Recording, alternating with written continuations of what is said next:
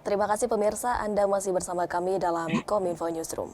Pemirsa, maraknya praktik mafia tanah ditengarai salah satunya sebagai penyebab terhambatnya proses reformasi agraria dan mengakibatkan sulitnya penyelesaian konflik, sengketa, dan perkara agraria serta pertanahan.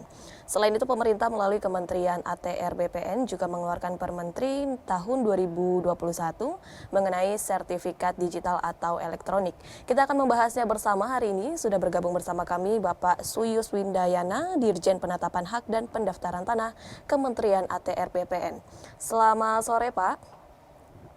Selamat sore, Mbak Bilkis, apa kabar? Baik, insya Allah sehat selalu.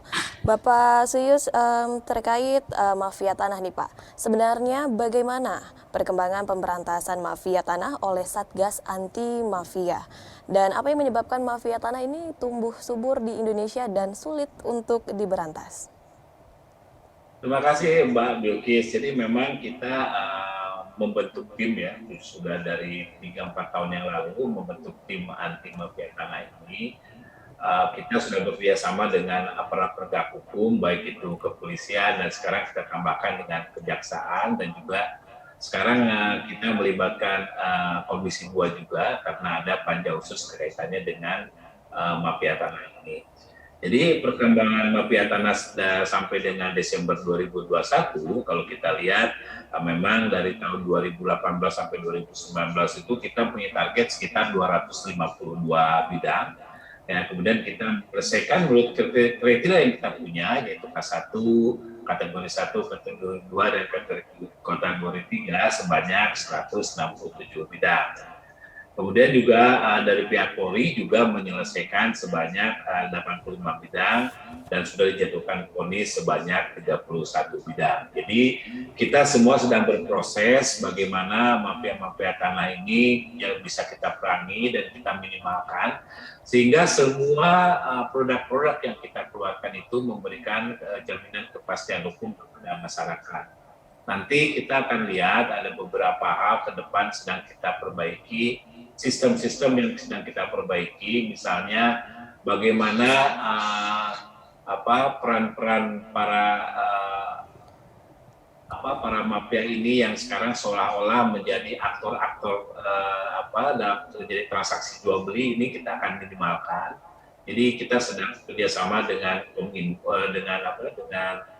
Kementerian Dalam Negeri ya supaya bagaimana kita juga mendapatkan biometrik secara elektronik gitu ya. Jadi kita kalau mendaftarkan sekarang KTP-nya bisa elektronik, nah ini kita bisa pastikan bahwa orang-orang yang bertransaksi itu memang adalah orang-orang yang mempunyai kewenangan terhadap tanah tersebut. Itu yang sedang nanti kita akan kembangkan ke depan karena kita juga menghindari beberapa permasalahan.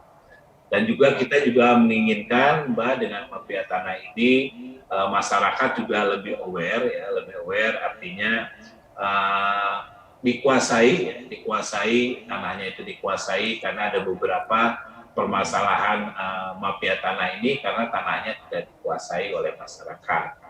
Jadi juga dokumen-dokumen yang sekarang penguasaan di masyarakat juga sedang kita selesaikan bagaimana hal-hal yang kaitannya dengan alat bukti penguasaan lama ya baik itu milik adat ataupun bekas asing ya, terus gendong gitu juga kita akan tidak berlakukan bukan sebagai alat bukti lagi dan itu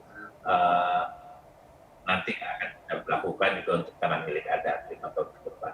Mungkin itu Mbak. Baik, kemudian sistem apa yang dibuat untuk mengawasi pegawai pemerintah agar tidak terlibat untuk menjadi mafia tanah? Karena sebab yang kita tahu Pak, mafia tanah ini adalah sebagian besar orang yang justru lebih mengerti soal sertifikat dan juga tanah ini Pak. Ya, yang pertama kita sudah membuat sistem internal ya talent pool itu artinya apabila pegawai kita berprestasi baik kita akan promosikan ya kemudian juga jadi tidak perlu kasakusuk untuk mendapatkan jabatan itu.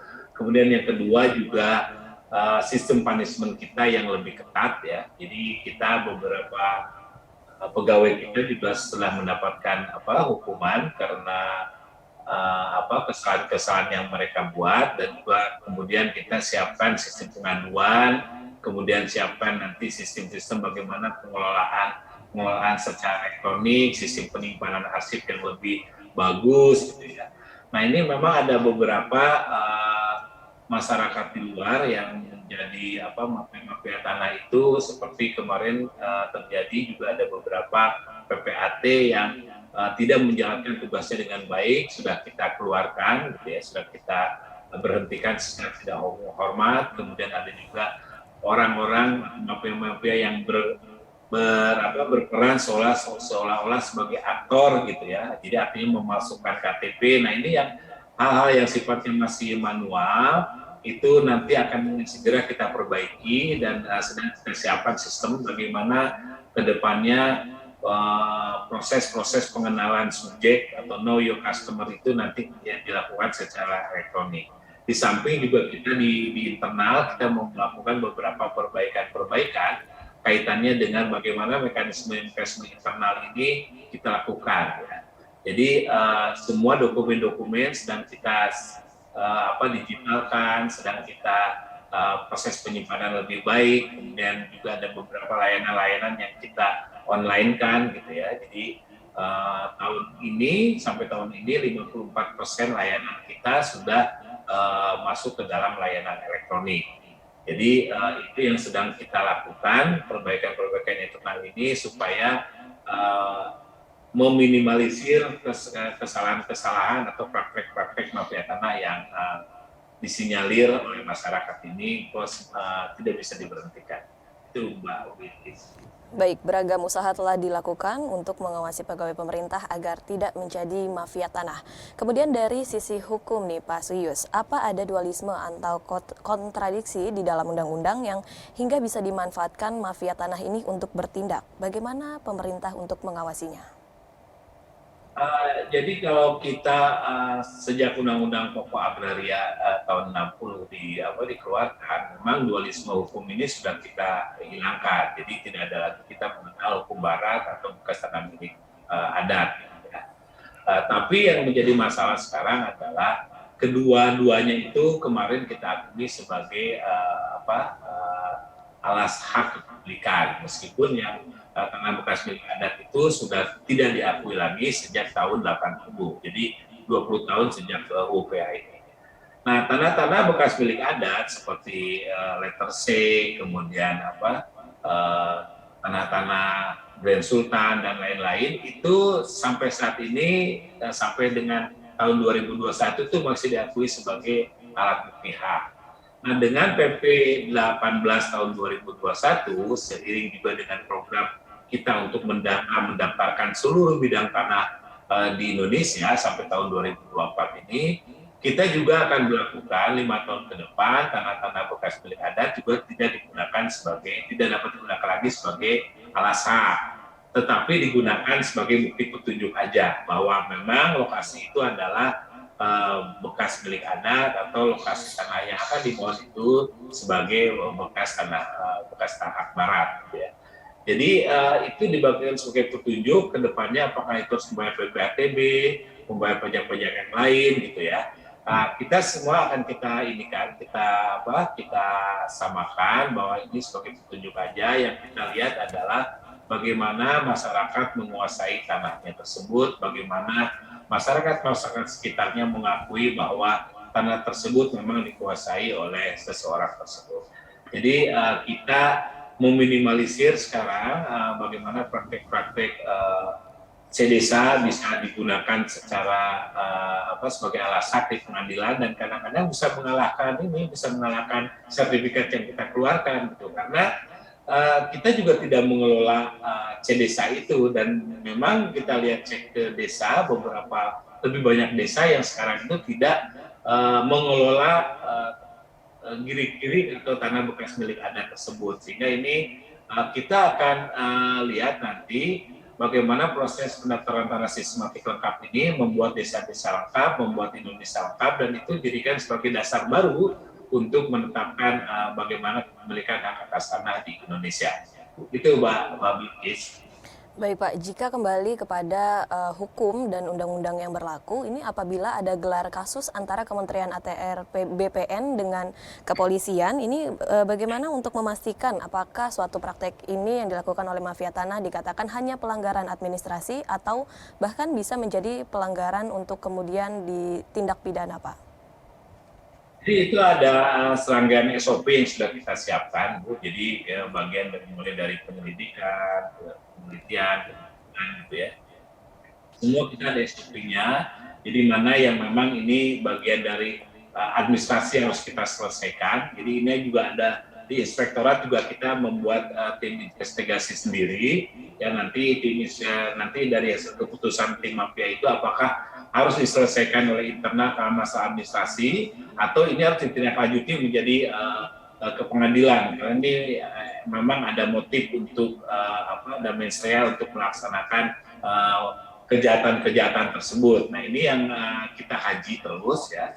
Kita kaji terus bagaimana setiap proses-proses, setiap target-target yang kita buat, yang kita tetapkan itu harus mempunyai keputusan ke depannya. Jadi apakah ini selesai dengan pengadilan, selesai dengan selesai dengan administrasi kita, atau memang bukan kewenangan kita juga. Itu yang harus kita selesaikan. Karena ada beberapa permasalahan-permasalahan hukum ini juga harus diselesaikan dengan pihak lain. Misalnya apabila itu berupa aset, ya harus diselesaikan dengan Kementerian Keuangan atau Kementerian BUMN.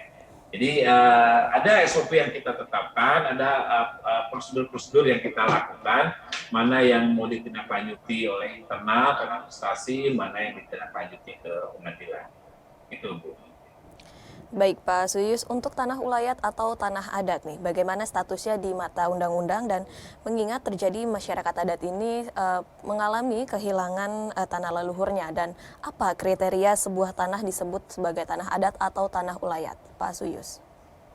Jadi tanah ulayat, tanah masyarakat hukum adat itu secara undang-undang itu sudah diakui sejak dari Undang-Undang Dasar 1945. Kemudian juga di dalam UPA, di UPA itu juga kita akui, di dalam UPA kita akui bahwa keberadaan tanah ulayat masyarakat hukum adat itu kita akui sepanjang keberadaan yang masih ada, belum ditetapkan hak atas tanah atau tidak bertentangan dengan aturan-aturan lain. Nah, apa yang menjadi kriterianya? Ya, kriterianya itu wilayahnya ada, hukumnya ada, masyarakatnya ada, yang terakhir itu diakui oleh pemerintah daerah, baik itu melalui peraturan daerah atau keputusan bupati atau keputusan wali kota. Nah, di tahun 1900 di PP 18 tahun 2021 itu kita menguatkan kembali mengenai masyarakat adat ini, masyarakat tanah ulayat masyarakat hukum adat ini kita kuatkan bahwa masyarakat hukum adat dapat diberikan hak pengelolaan, ya, diberikan hak pengelolaan, kemudian di atasnya bisa kita kerjasamakan dengan pihak lain. Jadi ini harapan kita dengan diberikan hak pengelolaan ini mengurangi kehilangan atau yang tadi Mbak Bilkis sampaikan bahwa tanah-tanah ulayat itu menjadi hilang gitu ya, menjadi tidak ada lagi. Nah, karena untuk kepentingan investasi dan lain-lain. Jadi kita juga tidak berharap nanti masyarakat ulayat itu menjadi hilang di Indonesia, dan kita sudah uji coba di Bali kemarin, di mana tanah-tanah ulayat di Bali, tanah-tanah pakraman kita sertifikatkan dan kita catat di dalam sistem ini tidak boleh terjadi peralihan terhadap tanah-tanah pakraman. Nah, ke depan dan ini sudah ada satu yang bermohon ke kita terkait dengan tanah ulayat yang akan diberikan hak pengelolaan, yaitu Kampung Naga di Tasik, di Kabupaten Tasik. Ini juga sedang kita lihat, sedang kita proses bagaimana Kampung Naga nanti kita bisa berikan hak pengelolaan, karena secara administrasi persyaratan itu sudah dipenuhi. Jadi masyarakatnya ada, hukumnya ada, lokasinya ada, dan juga sudah diakui oleh pemerintah daerah baik dengan keputusan bupati. Jadi kita juga akan mendorong nanti, dan kita sudah melakukan survei ya tahun lalu kita survei di 6 provinsi kerjasama dengan 3 universitas, yaitu di Andalas, dengan Andalas dan UGM dan Cendrawasih. Kita melakukan survei di 6 provinsi.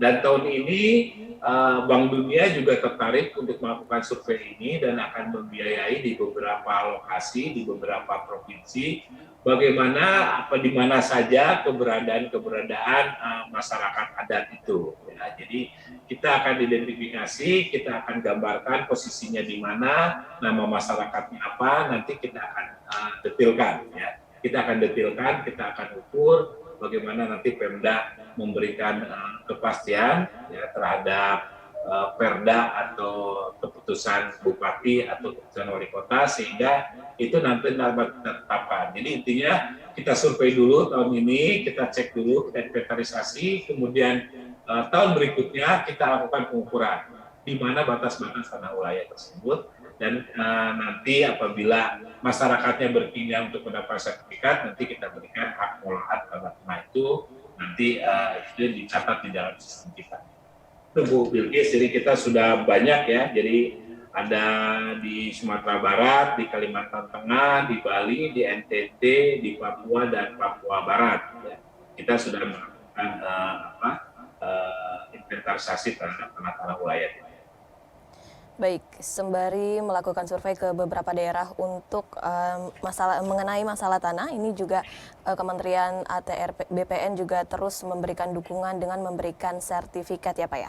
Mengenai sertifikat, bagaimana untuk kebijakan sertifikasi tanah digital ini yang tengah ramai diperbincangkan nih Pak. Yang menjadi pertanyaan, bagaimana caranya masyarakat untuk memvalidasi, mengingat tanah yang bersertifikat saja itu bisa menjadi bermasalah Pak. Apa tidak akan menimbulkan suatu manipulasi data jika sertifikat itu diberikan secara digital? Justru ini ya, jadi kita ingin merubah sistem kita, seperti tadi saya sampaikan. Beberapa kaitannya dengan sistem layanan yang masih berbasis analog ini memang menjadi lama dan menjadi rentan sekali. Kalau kita melihat bagaimana ease of doing business atau Bank Dunia menilai kemudahan berusaha itu, salah satunya adalah apakah sistem-sistem yang dilakukan di suatu negara untuk pelaksanaan itu dilakukan dengan cepat, dilakukan dengan mudah, dilakukan dengan murah, kemudian juga apakah dilakukan secara digital atau tidak.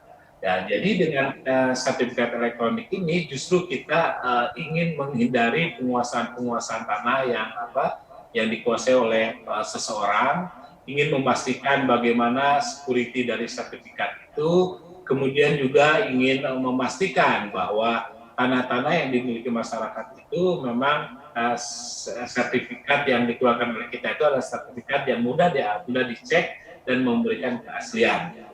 Bagaimana prosesnya? Ini menjadi debatable ya kemarin itu. Yang pertama misalnya kasus Nirina Jubair, kemudian kasusnya Padi Nurti Jalal, itu karena semuanya berbasis kertas gitu ya, berbasis security yang agak kurang. Oleh karena itu dalam sistem elektronik ini kita akan lakukan verifikasi mulai dari awal, mulai dari bagaimana kita memastikan bahwa pemiliknya itu adalah orang yang berhak terhadap pemilik itu. Nanti ada beberapa step, misalnya pada saat akan berubah menjadi digital, itu kita harus pastikan ya orangnya itu untuk mempunyai biometrik elektroniknya akan kita catat, baik itu dengan fingerprint maupun dengan face recognition. Jadi itu akan kita cek. Jadi ada beberapa tahapan sebelum transaksi itu dilakukan.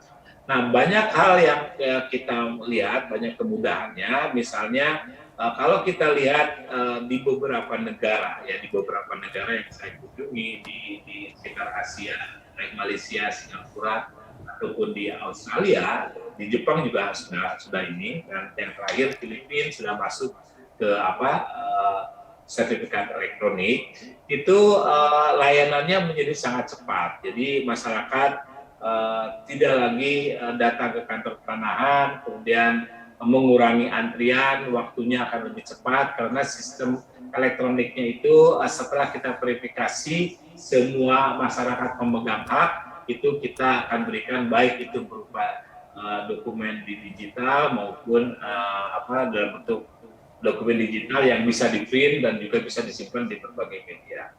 Ya, kita juga sedang mengembangkan beberapa security ke depan yang mungkin akan kita implementasikan, yaitu mengenai teknologi blockchain ini akan kita siapkan. Nah, untuk tahapan awal, Mbak Bilkis, kita akan melakukan transformasi ini mungkin ke instansi pemerintah dan badan-badan hukum dulu ya, karena beberapa badan hukum dan instansi pemerintah sudah meminta gitu ya. Jadi seperti PLN, seperti Pertamina itu daripada menyimpan dokumen yang banyak itu bisa disimpan dalam bentuk elektronik. Dan ada beberapa kelebihan dengan dokumen elektronik ini, artinya proses-proses layanan selanjutnya dapat dilakukan secara online. Jadi kalau saya punya tanah di Bandung, saya tidak perlu datang ke Bandung, saya bisa lakukan secara online di Jakarta. Ya. Jadi saya bisa melakukan pengecekan baik itu secara online maupun dokumennya itu bisa dicek. Kemudian transaksi-transaksi tanahan itu bisa dilakukan secara online baik oleh PPAT maupun oleh masyarakat sendiri.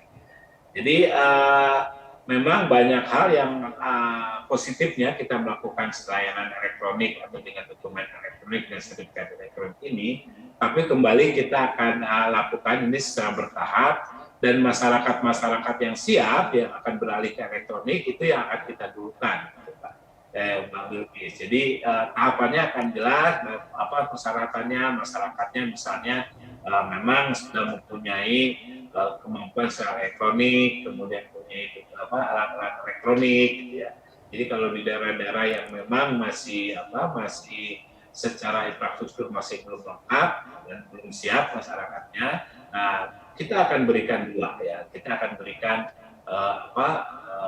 bentuk sertifikat seperti yang ada sekarang, tetapi mungkin tidak berbentuk buku lagi. Nanti kita akan lebih sederhanakan. Nah, dan di dalam sistem kita itu yang akan kita lakukan. Pertama, sistem kita akan lebih diperkuat, sistem kita akan beralih ke digital. Kemudian siapa yang akan dilakukan sertifikat digital pertama, yaitu pemerintah dan badan hukum. Ya.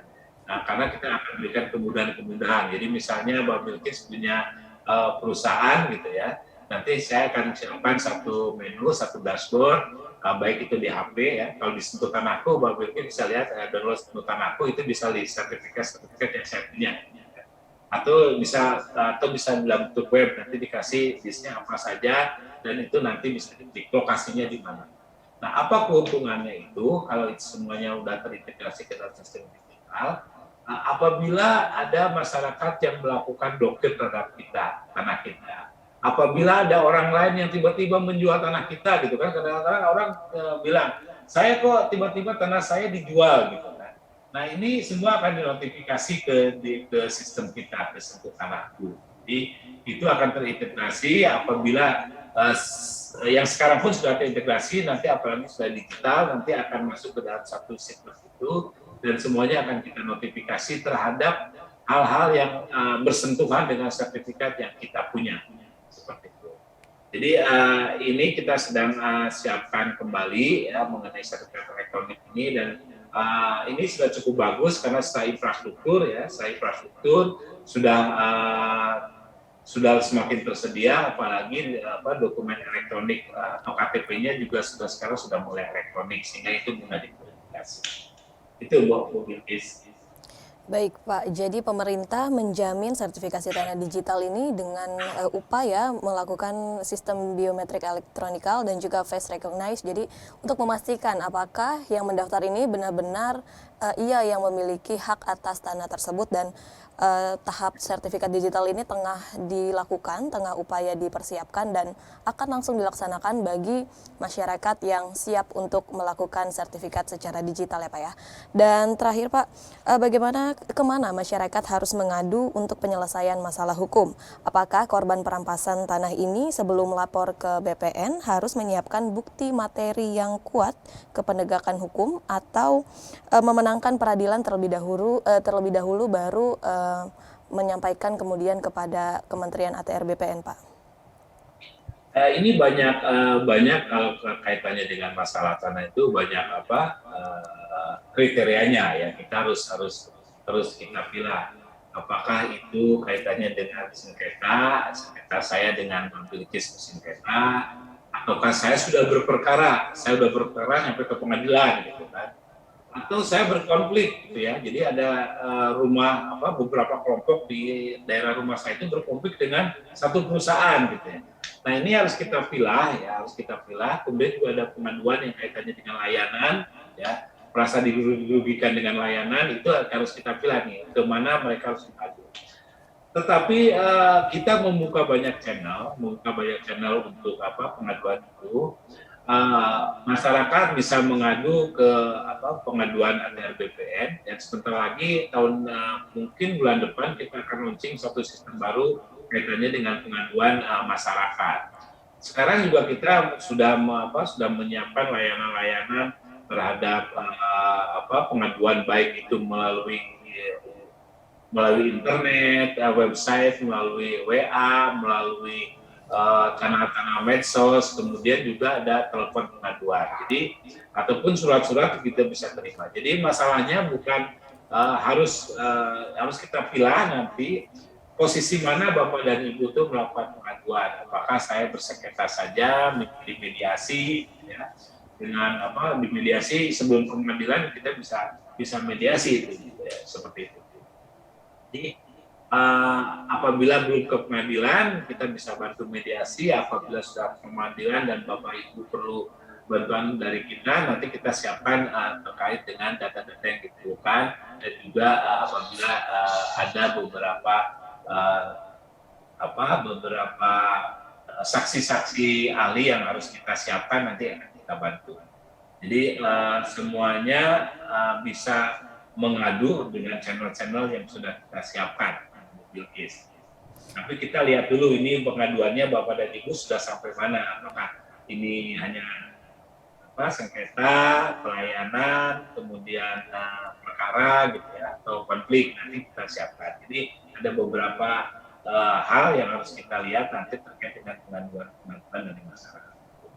Tapi kita siapkan semua, dan kita juga akan investigasi, nanti ada tim investigasi khusus dari Inspektorat. Apabila memang itu perlu kedetailan yang lebih tinggi, kita akan cek datanya di kantor ketanaan. Apabila ada orang BPN yang menjadi aktor karena masalah-masalah itu, kita akan berikan hukuman. Sudah banyak sekali sekarang yang kita berikan hukuman. Kita memberikan efek jerat terhadap teman-teman di lapangan. Baik, jadi masyarakat dapat mengadu terlebih dahulu kepada Kementerian ATR BPN, kemudian diteliti lebih lanjut kasusnya apakah ini dapat dibawa ke kepolisian ataupun nanti akan ditindak di pengadilan, seperti itu Pak Suyus. Ya, nanti kita akan pilih mana yang bisa kita mediasi, mana yang kita bisa selesaikan secara administrasi, mana yang harus kita lanjuti ke pengadilan, mana yang kita tindak lanjuti dengan aparat. Itu yang nanti kanalnya kita akan pisah, karena spektrumnya cukup banyak ini untuk pengaduan dari masyarakat. Yang paling banyak memang pengaduan karena layanan, dan ini cepat sekali kita respon sekarang karena banyak proses-proses pengaduan itu baik melalui lapor gitu kan, atau langsung melalui surat juga banyak. Nanti kita akan pilih ya. Tapi respon kita sekarang cukup bagus ya, respon kita meskipun belum seperti yang diharapkan oleh masyarakat, tapi kita lebih baik dengan untuk merespon permasalahan itu, karena banyak data-data yang sudah kita simpan secara digital sehingga proses pencarian datanya menjadi lebih mudah. Jadi ada beberapa hal, misalnya kalau pengaduan pelayanan itu bisa kita cek langsung di kantor pusat, ya. Di kantor pusat bisa kita cek, ini berkasnya ini macetnya di mana, kita hubungi kantor penahan. Kalau ada hal yang perlu diinformasikan bisa diinformasikan segera. Kalau bisa ada beberapa kendala di lapangan, kendala persyaratan, nanti diinformasikan segera. Itu Bu. Jadi kanalisasinya memang kita lihat nanti. Baik, Pak Suyus, ini ada hal yang ingin saya tanyakan lagi nih, ini yang masih tengah ramai diperbincangkan oleh masyarakat juga, ini terkait Inpres yang jaminan kesehatan nasional terkait dengan mewajibkan bahwa BPJS Kesehatan sebagai syarat administrasi untuk urusan pertanahan. Ini bagaimana Pak? Jadi keanggotaan jaminan kesehatan nasional ini menjadi tugas kita semua. Pemerintah sudah mengalokasikan anggaran cukup besar untuk anggaran BPJS ini. Jadi lebih dari 50% warga negara ini sudah dialokasikan anggarannya oleh pemerintah, hingga dan sampai saat ini itu sudah 86% masyarakat yang menjadi keanggotaan BPJS. Nah, sistem keanggotaan BPJS ini ya, dengan Impres 1 2022 ini kita mendorong supaya bagaimana program ini bisa berjalan dengan baik. Salah satunya apabila seluruh masyarakat ini ikut gotong royong untuk membantu masyarakat-masyarakat yang kurang mampu. Jadi tujuannya itu adalah bagaimana sistem jaringan jaminan kesehatan ini bisa berlangsung terus. Dan sekarang kalau saya lihat di beberapa kalau dulu apa yang ditakutkan oleh masyarakat itu adalah apabila mereka sakit, ya sakitnya misalnya sakit cukup berat, harus cuci darah, kemudian harus bypass jantung gitu ya. Itu yang ada dua hal yang kemarin masyarakat itu takut menjadi hal yang paling besar yang salah masyarakat itu apabila jatuh sakit dan juga kadang-kadang sekolah gitu ya.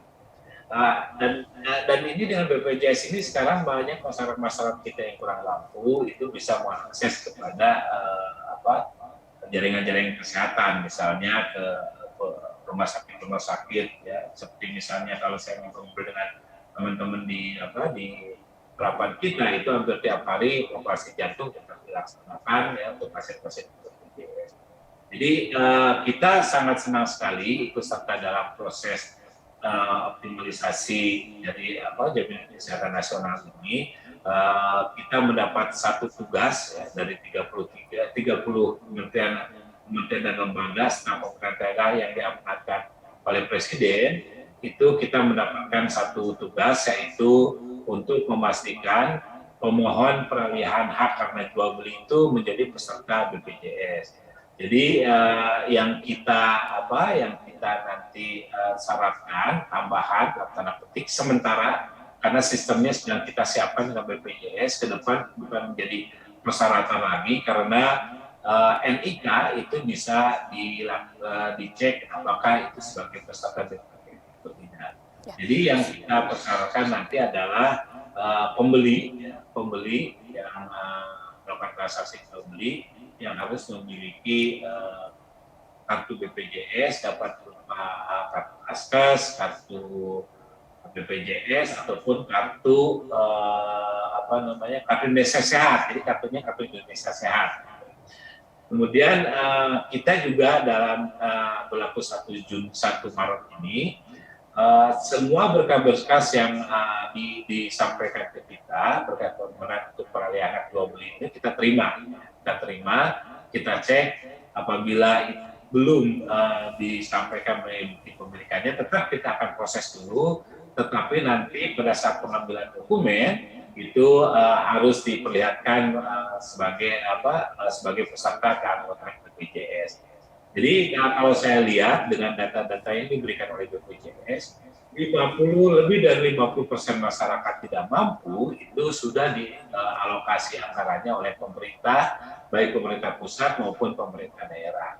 Nah ini Impres ini mengingatkan kita semua supaya kita ada kewajiban dari kita untuk merupakan bagian dari program jaminan kesehatan nasional yang kita akan bergotong royong untuk melakukan bagaimana program ini berjalan terus dan kita juga membantu masyarakat yang kurang mampu. Ya, baik. Jadi di luar negeri juga sama, ya Mbak.